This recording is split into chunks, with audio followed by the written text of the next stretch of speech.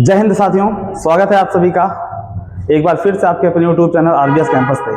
दोस्तों, जैसा कि आपको ज्ञात है, हम लोग मैथ की श्रृंखला में परसेंटेज टॉपिक का अध्ययन कर रहे हैं और परसेंटेज के कुछ क्वेश्चन को हमने पहली क्लास में प्रैक्टिस करवाया था।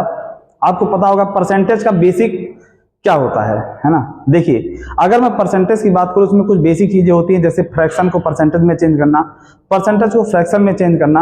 आप एक बार खुद से ट्राई करना इसे, बस इतनी ध्यान रखना इतनी बातों को कि जब भी हम परसेंटेज से फ्रैक्शन में चेंज करेंगे उसमें 100 का भाग लगाएंगे और फ्रैक्शन से परसेंटेज में चेंज करेंगे 100 का गुणा करेंगे। इससे ज्यादा इसके बेसिक में कुछ नहीं है। ठीक है, 10 क्वेश्चन हमने कर लिया था प्रैक्टिस सेट 1 के अंतर्गत। आज हमारी दूसरी क्लास है और दूसरी क्लास इस रफ्तार सीरीज की दूसरी क्लास, जो कि वास्तव में रफ्तार पकड़ चुकी है। पहला क्वेश्चन आपके सामने है, एक से बड़ी किसी संख्या के संदर्भ में इस संख्या और इसके व्युत्क्रम का अंतर इस संख्या और इसके व्युत्क्रम के योगफल का 25% है। इस संख्या का 4 घातांक इसके वर्ग से कितने प्रतिशत अधिक है। आप लोग एक बार वीडियो को पॉज कीजिए और प्रश्न को करने का प्रयास कीजिए। आइए देखते हैं इसका सॉल्यूशन क्या होगा। समझिएगा,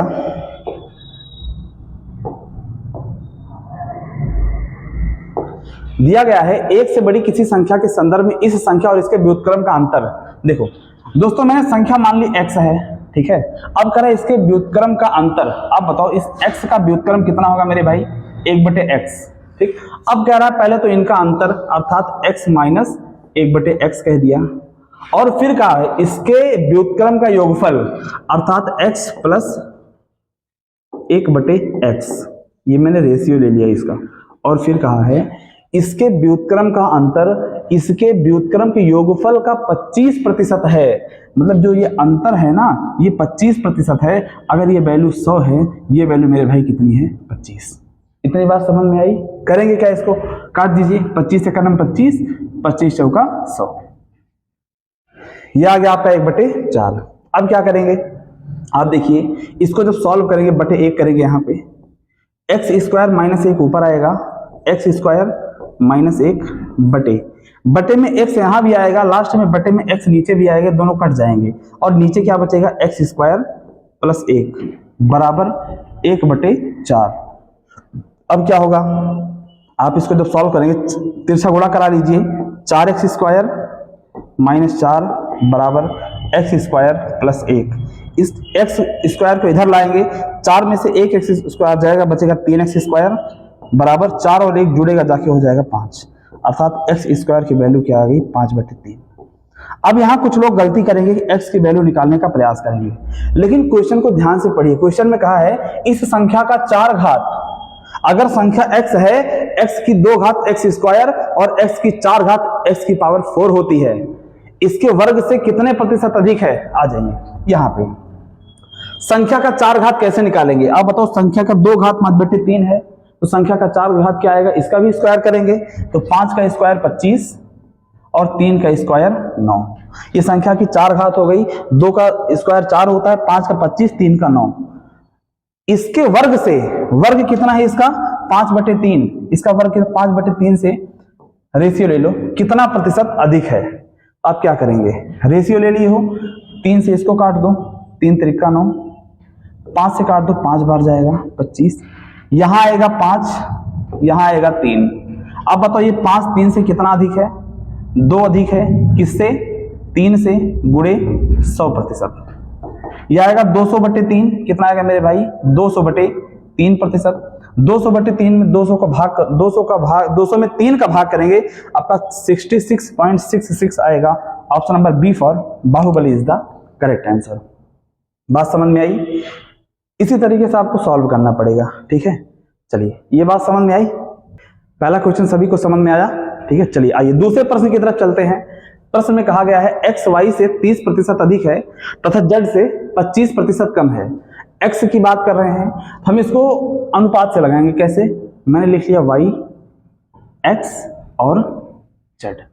अब कह रहा है जो x है y से 30% अधिक है, अर्थात अगर मेरे भाई ये 100 है, ये कितना है, 130, पहला हो गया। फिर कह रहा है यही x z से 25% कम है, अगर z हमारा 100 है तो ये कितना हो जाएगा आपका 75। अब आपको रेशियो सॉल्व करने के लिए क्या करना होता है, ये जो खाली गैप होता है ना, इसके पड़ोसी से इसको भर लिया जाता है। यहाँ 130 है, यहाँ भी आपका क्या हो जाएगा 130, यहाँ 75 है, यहाँ भी आपका क्या हो जाएगा 75। अब आइए इसको काटते हैं। पहले क्या क्या इसमें कट रहा है देखिए,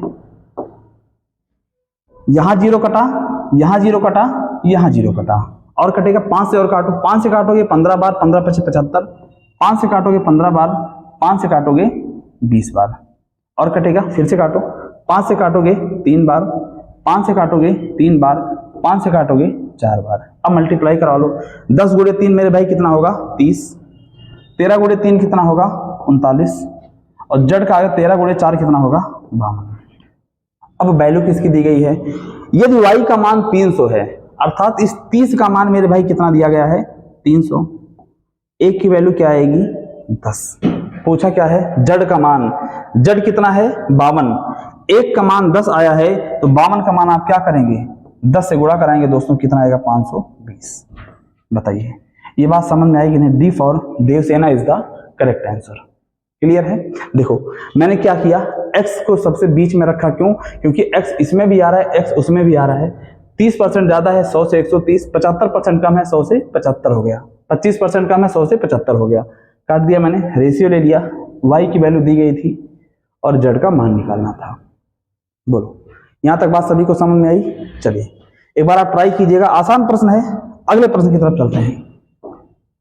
क्वेश्चन नंबर 3 कहा गया है किसी भिन्न के अंश में 15% की वृद्धि की जाती है और हर में 20% की कमी की जाती है, तो इस प्रकार प्राप्त भिन्न का मान 17/65 होता है, तो मूल्य भिन्न ज्ञात कीजिए।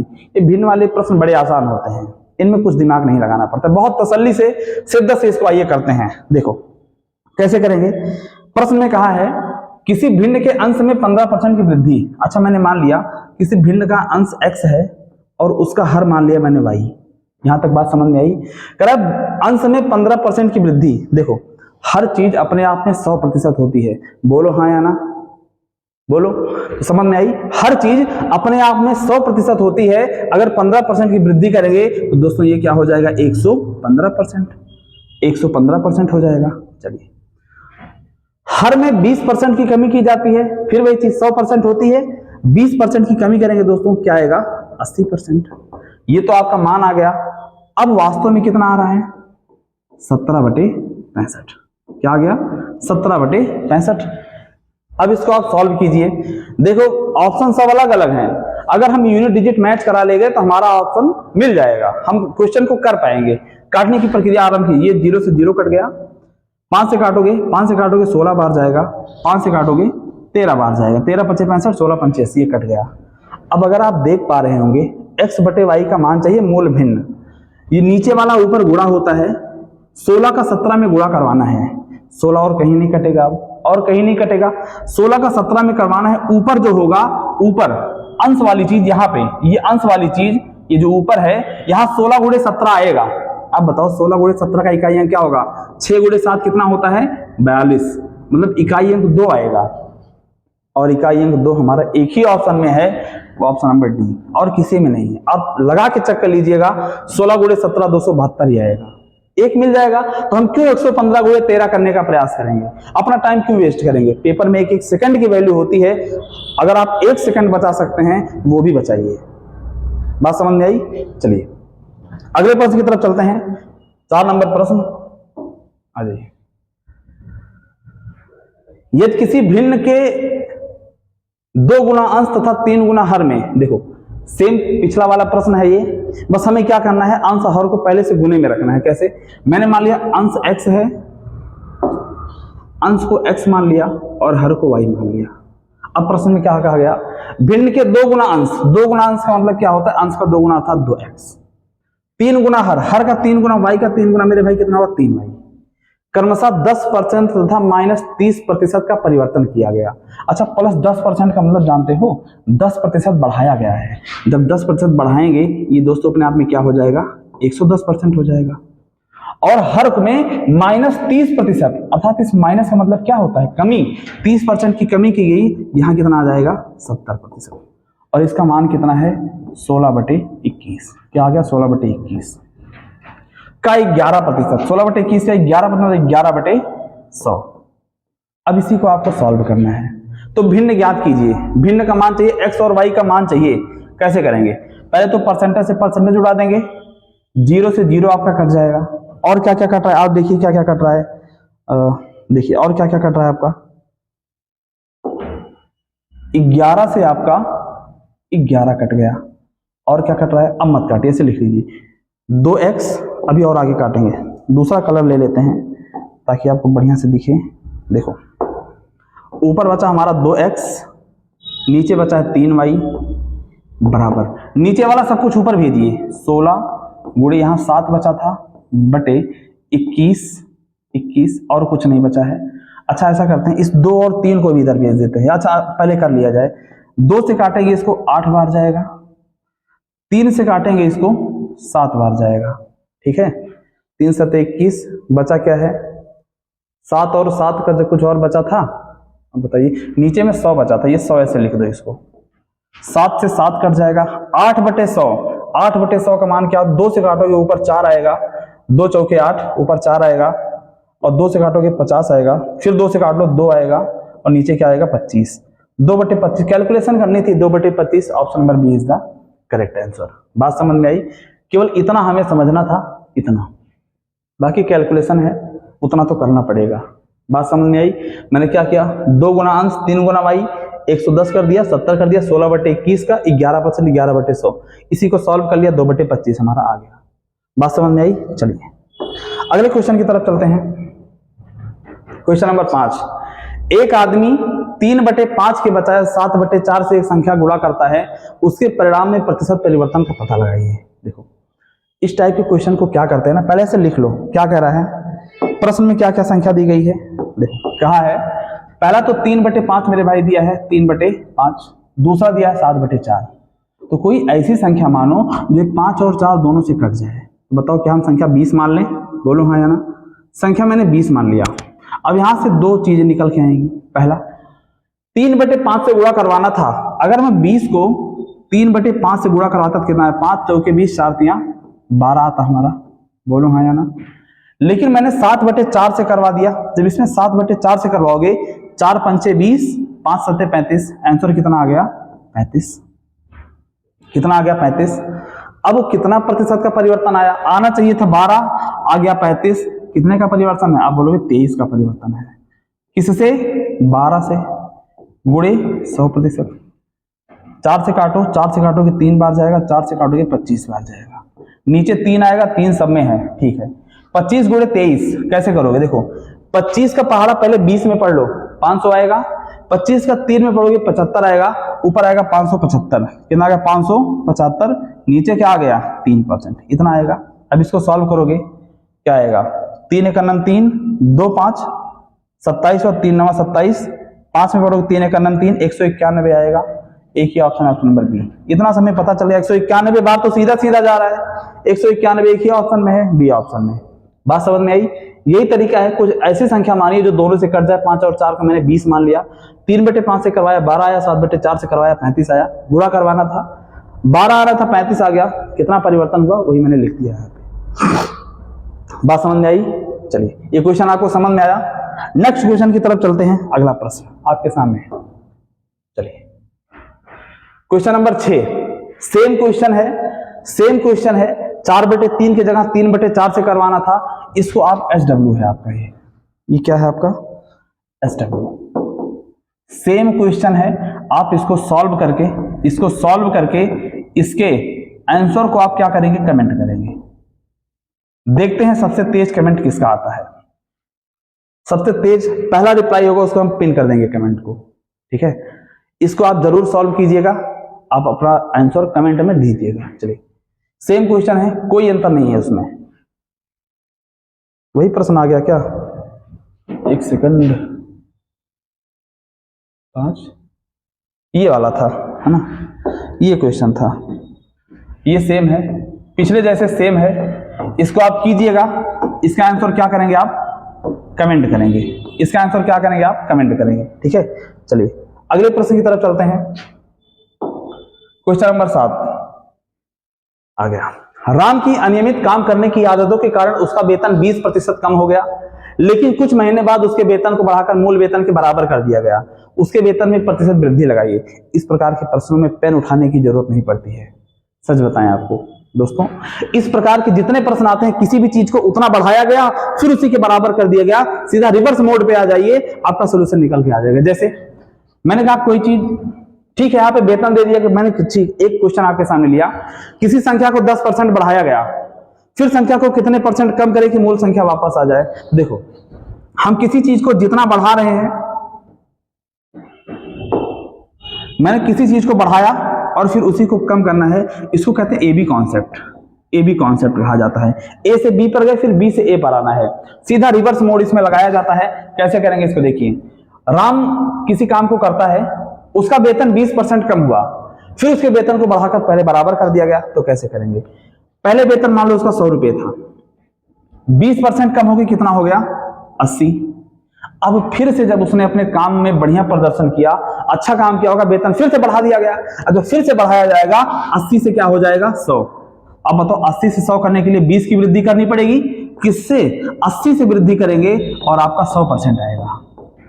20 से काटोगे 4 बार जाएगा, 4 से काटोगे आप 25 बार जाएगा, तो कितने परसेंट की वृद्धि मेरे भाई करनी पड़ेगी 25%। A for assistant audit officer is the correct answer. बात समझ में आई, सीधा पलट देना है, सीधा पलटना है। अब फ्रैक्शन कर लीजिए, 20% को हम क्या लिख सकते हैं 1/5, अर्थात पहले 5 था 4 हुआ, फिर 4 से 5 करना है, 1 की वृद्धि 4 से, 1/4 किसका होता है 25% का मान होता है। बात समझ में आई। चलिए नेक्स्ट क्वेश्चन की तरफ चलते हैं। सेम ऐसे प्रश्न आते रहते हैं, आसान होते हैं, आसानी से आप बना लोगे। क्वेश्चन नंबर 8 की तरफ चलते हैं। फिर वही, किसी वस्तु के मूल्य में पहले 25% की कटौती की गई, किसी वस्तु के मूल्य में पहले 25% की कटौती की गई, फिर उसके पूर्व मूल्य में वापस लाने के लिए कितनी वृद्धि की जाएगी, बताइए। कितना आसान प्रश्न है ये, बताओ कैसे करेंगे। 25% की कटौती की गई, अब बताओ इस 25% को मैं क्या लिख सकता हूं 25/100 अर्थात 1/4 लिख सकता हूं। पहले 4 था, कटौती करके 3 कर दिया गया, फिर वापस लाना है, फिर 3 से 4 करना है, कितना बढ़ाएंगे 1, किस पे बढ़ाएंगे 3 पे, गुणे 100%। आपको पता है 1/3 गुणे 100, इसको सॉल्व करोगे 33.33 आएगा, या 33 से 1/3, option number B for very good. Very good में बी लगा लेंगे हम, ठीक है, B for Baahubali is the correct answer. बात समझ में आई। चलिए अगले क्वेश्चन पे चलते हैं। Question number 9। क्वेश्चन नंबर 9 क्या है, अनार के भाव में, बढ़िया चीज है, अनार खाना चाहिए, खून बढ़ेगा, ताकत आएगी, माइंड सही रहेगा, अच्छा करोगे, ठीक है। अनार के भाव में 16 से 2/3% की कमी हो जाने के कारण उपभोक्ता अपनी खपत में कितने प्रतिशत की कमी करनी चाहिए जिससे खर्च में कोई परिवर्तन ना हो। अब जरा एक चीज समझिए, इसके पीछे का कॉन्सेप्ट, जब खर्च और खपत दोनों पर बात आ जाए तो हम कैसे करेंगे मेरे भाई। एक चीज याद रखिएगा, जैसे मान लो कोई वस्तु सस्ती है, कोई वस्तु सस्ती है, हमारे पास 100 रुपए हैं, हमारे पास 100 रुपए हैं, कोई वस्तु 20 रुपए किलो है, उसको हम 5 किलो खरीद रहे हैं, लेकिन अगर उसका मूल्य 25 रुपए किलो हो जाएगा तो हम 4 किलो खरीदेंगे। पहले 5 किलो खरीदते थे जब 20 का रेट था, अब 5 किलो खरीद रहे हैं, अब पहले 5 किलो खरीदते थे 20 का रेट था 100 रुपए में, अब 4 किलो खरीदेंगे जब 25 का रेट हो जाएगा। तो एक चीज याद रखिएगा, अगर हमारा पैसा, अगर महंगाई बढ़ रही है तो वस्तु की मात्रा कम होगी, खपत घटेगी। अगर महंगाई कम हो रही है, घट रही है, सस्ती हो रही है, तो मात्रा बढ़ेगी। तो याद रखिएगा मूल्य हमेशा खपत का उल्टा होता है। जैसे मैंने कोई वस्तु का मूल्य दिया, ऐसे समझो, मान लो किसी वस्तु की जो प्राइस है, प्राइस अर्थात मूल्य x से y हुआ है, खर्चा स्थिर रखना है, खर्चे में परिवर्तन नहीं करना है, तो हमेशा जो कंजम्पशन होगा अर्थात उपभोग होगा y से x होगा, तभी तो x y यहां आएगा, x y यहां आएगा, तभी तो कट के बराबर आएगा। तो हमेशा अगर हमें मूल्य में, खर्च में कोई परिवर्तन ना हुआ हो, तो जो हमारा प्राइस का रेशियो होगा उसका उल्टा खपत का रेशियो होगा। यही इसके पीछे का कॉन्सेप्ट है। जैसे करा है, अनार के भाव में 16 से 2/3% की कमी हुई। अब बताओ 16 से ही 2/3 का फ्रैक्शन कितना होता है 1/6 होता है। निकालेंगे 16 3 48, 48 2 50/3 आएगा, 16 3 48 2 50/3, परसेंटेज घटेगा, नीचे 100 आएगा, 50 से काटोगे 2 बार, 2 3 6, 1/6 आ गया। मतलब जो प्राइस था प्राइस था वो पहले 6 था, अब कितना हो गया 5। प्राइस कितना हो गया 5। अब जो हमारा कंजम्पशन होगा, जो हम उपभोग करेंगे खाएंगे, वो 5 से 6 हो जाएगा। तभी तो आप देखो 5 गुणे 6 30 रुपए यहां लगेंगे, 5 गुणे 6 30 रुपए यहां पे लगेंगे, इसलिए पलट दिया जाता है। अब वृद्धि करनी है, 5 से 6 करना है। जहां पहले 5 अनार खाते थे अब 6 अनार खाएंगे, तो बताइए कितने की वृद्धि हुई, 1 की, किससे 5 से, गुणे 100%। 1/5 से काटोगे सीधा 20 बार जाएगा, 20% आएगा।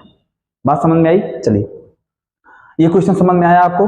तसल्ली से, शिद्दत से समझिए, बहुत अच्छे से आप समझ पाए होंगे कि क्या मैं बताना चाहता हूं।